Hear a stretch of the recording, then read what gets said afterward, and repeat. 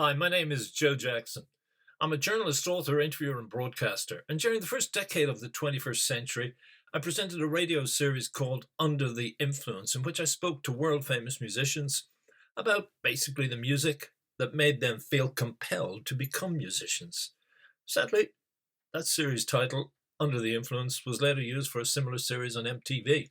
So now I've gone back to the master tapes and decided to call this podcast series The Music That Made Me, as in made me want to make music. I usually started off the show by asking an artist to pick a song that had originally inspired them. Then later in the program, we'd follow that line through to one of their own creations. But here in this podcast, which is part of what I call my singles series, meaning a podcast that runs less than 5 minutes, I want to play not the song that Neil Diamond chose to kick off our show, but a really telling exchange we had about one of his greatest compositions, I Am, I Said. I bought the single when I was a kid. And frankly, I never believed that one day I would sit in Neil Diamond's recording studio in New York and talk with him about the genesis of the song. By the way, this clip comes from a 3-part podcast series called Neil Diamond, the Joe Jackson Interviews. And if you want to read articles I wrote about Neil, check out my website, joejacksoninterviewer.com. Neil, we were talking earlier about this sense of isolation in Brooklyn roads, the boy looking out onto the street.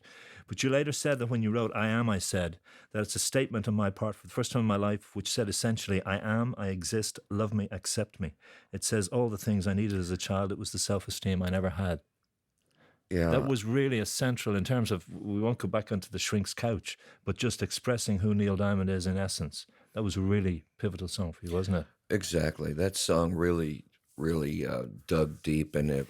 I was seeing a shrink at the time, and that, I think because of that, it made me dig really deeper. And for some reason, I've never remembered my dreams. So I used to go in and see my shrink and talk about my lyrics and show him, I read the lyrics, and we'd discuss that. So I got very heavily into the lyric part of writing at that time. And I Am, I Said was a story that I wanted to tell, and I wanted to tell it as well as I could. It was the most difficult song I've ever written since then, or, before then and since then. And You mean with the pain involved in creating it? Partly that, because you had to dig so much into yourself and be honest about it. And also I boxed myself in with rhyming patterns and things like that were very, very difficult and complicated. Right. But I loved them, and I didn't want to budge off of them and take an easy way out. So, I spent about 4 months daily, every day, 5 or 6, 7 hours a day, locked in a room, writing up hundreds of pages of background essays on who I was, and to give me the raw material for the song. And I think I nailed it pretty good. Although I'm criticized for the "no one heard it all, not even the chair" line. People, why? Because chair can't hear. Yeah, chair can't hear you. That. Oh God! When they ever heard a poetic license? Let the guy go. But again, my license was paid that year, and what the hell? But was that at the time you were working? You were working on a movie, or you were auditioning for Lenny or something? You were in Hollywood. Was that a kind of further sense of isolation added to this psychology, going to the shrink and that at the time? I was doing not an audition. I was doing a screen test in front of cameras for a movie that was finally made, starring Dustin Hoffman, called Lenny. It was a story of Lenny Bruce, who was a very radical comedian, and America was not ready for him at that time, certainly not the old establishment of America. And it was a great experience for me to do, but I finished the first scene or two in the screen test, and they took a break, and I went to they had a little camper that I was in to have a bite to eat, and I didn't eat. I picked up my guitar, and I started writing I Am, I Said, because... Right. Did you feel they weren't accepting you? Did you feel this is really... No, they weren't judgmental about me at all, but I was very judgmental. I did not like what I was doing. I had no idea what I was doing also. I'd never been in front of the camera before.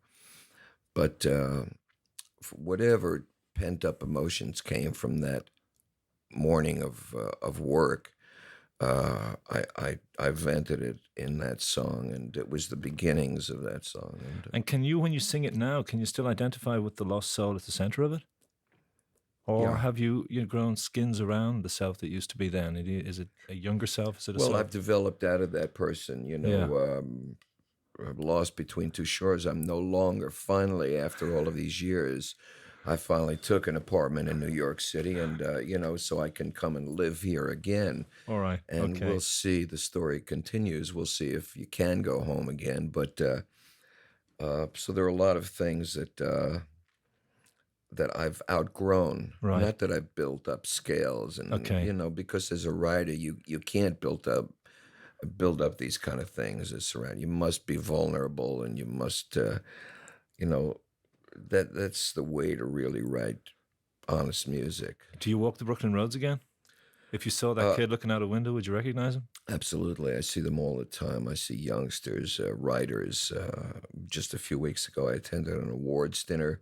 There was a youngster from Brooklyn who had taken a bunch of awards, and even though he was a black kid, it was me. Okay. It Right. was me, and I just embraced him and tried to give him as much encouragement as I possibly could.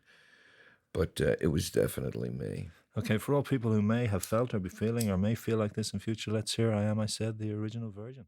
Hi, Joe Jackson here again. I thank you for listening to this edition of the Joe Jackson Interviews podcast. And don't forget, if you want to read some of my articles about Neil Diamond, check out my website, joejacksoninterviewer.com.